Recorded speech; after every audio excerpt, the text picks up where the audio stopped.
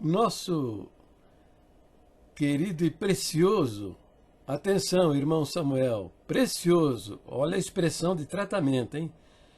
Nosso querido e precioso irmão Samuel Sankoifir escreveu: em nenhum momento Deus nos disse que ia ser fácil servir a Ele nesta terra. Ele prometeu que quem for firme e fiel herdará a coroa da vida eterna. Mas, meu querido irmão Samuel, você está também na apostasia do nosso ministério? Os nossos ministros apostataram da nossa fé. Veja, você escreveu: ele prometeu que quem for firme e fiel herdará a coroa da vida eterna. Para com isso, meu irmão Samuel, a nossa doutrina não ensina nada disso. Veja lá no final do seu inário, vai lá ver os pontos de doutrina da nossa igreja. Veja o que ensina a nossa doutrina com respeito à nossa salvação. Ensina que é pela fé somente. Tá vendo aí, irmão Samuel? Tá vendo?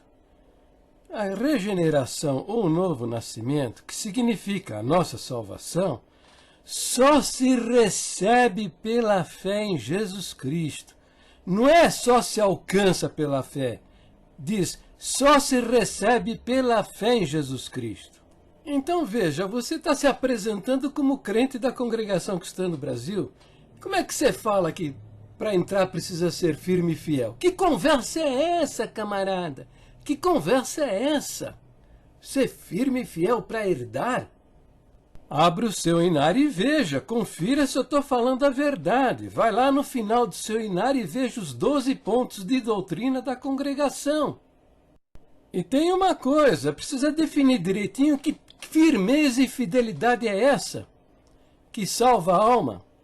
Não usar barbicha, não usar bigodão, não usar camiseta regata, não usar bermuda, as mulheres não podem cortar a ponta dos cabelos, não pode usar uma blusa sem manga, não pode isso, não pode aquilo outro. É isso.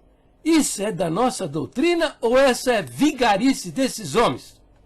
E essa loucura desse ministério apóstata, que se apostatou da nossa fé, não para aí.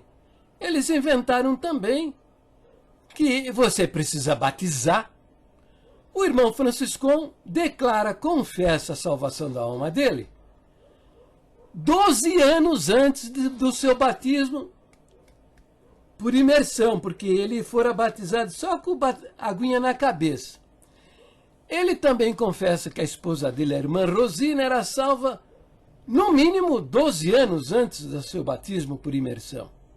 Ele diz também que o Giuseppe Beretta, que foi o batizador dele, também era uma alma salva 5 anos antes, também salva com a aguinha na cabeça, antes do seu batismo por imersão.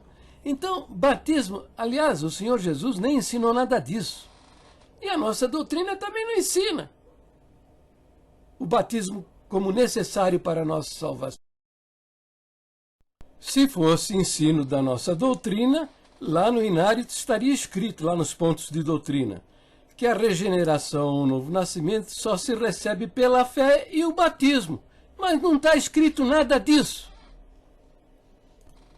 Bem, não fique com raiva de mim, não, porque eu mostrando essas coisas para você, eu estou fazendo você saber que no meio dessa enganação diabólica, você vai parar no inferno.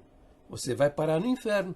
Tem mais, para nisso daí, firmeza, fidelidade, batismo. Não, eles ainda ensinam que para você se salvar, você precisa praticar boas obras. Precisa ser um praticante de boas obras, senão você não vai entrar. Que é isso? Veja o absurdo, a palavra de Deus fala claramente que a salvação é somente pela fé. Está lá em Efésios capítulo 2, versículo 8 e 9. Está escrito assim: pela graça sois salvos por meio da fé. Isto não vem de vós, é dom de Deus. Depois fala enfaticamente: não vem das obras para que ninguém se glorie. Bom, e não para por aí, os caras são inventores, os camaradas gostam de inventar, de inventar. Eles ensinam também que para você entrar, você precisa permanecer nas gloriosas fileiras da congregação cristã no Brasil. Mas que conversa mole, conversa sem vergonha, de homens sem caráter, sem moral, para pregar o que quer que seja da parte de Deus.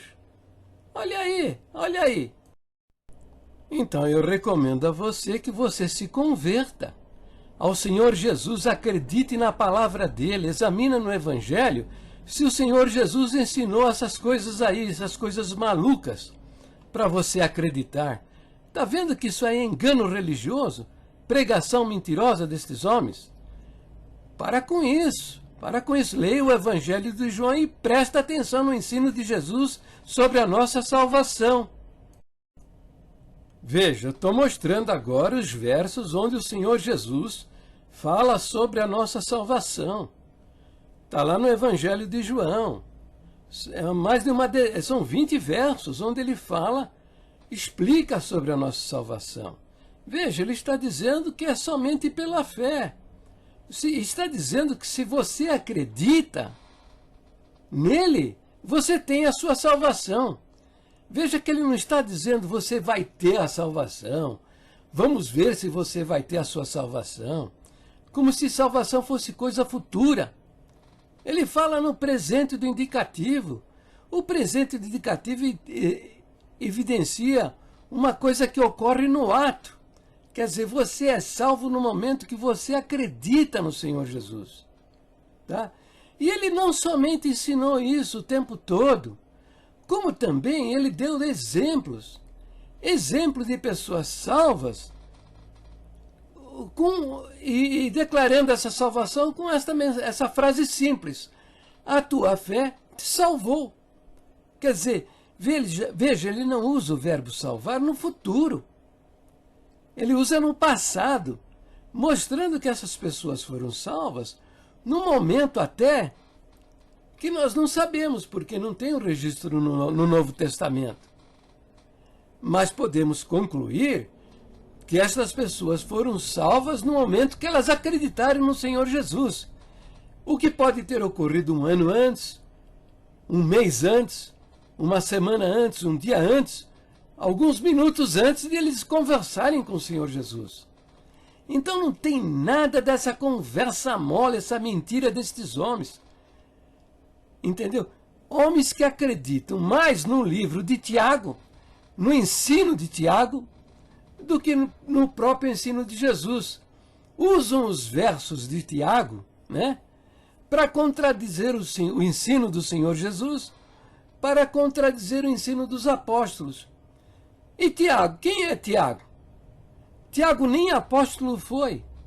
Esse Tiago do Novo Testamento, que você lê o livro dele na Bíblia, ele não foi apóstolo. Ele era irmão do Senhor, ele foi bispo na cidade de Jerusalém, mas ele não foi apóstolo. Aliás, para substituir Judas, os irmãos oraram a Deus e escolheram Matias. Não colocaram Tiago. Por quê? Porque Tiago não tinha qualificação para ser apóstolo. Então, como é que você vai usar o texto de Tiago para contradizer o próprio Senhor Jesus? Para contradizer os apóstolos? Não está vendo que isso é um absurdo muito grande? Pois é, mas esses homens estão inventando. Inventando. E você, indo atrás desses inventores, você vai perder sua alma, você vai parar no inferno.